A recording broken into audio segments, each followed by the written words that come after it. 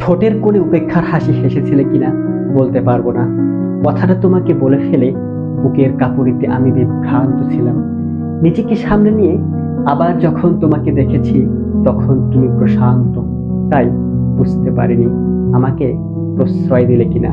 অবশ্য প্রশ্রয় না পেলেও তোমাকে ভালোবাসা জানাবার দ্বিধা হচ্ছে গিয়েই ছিল।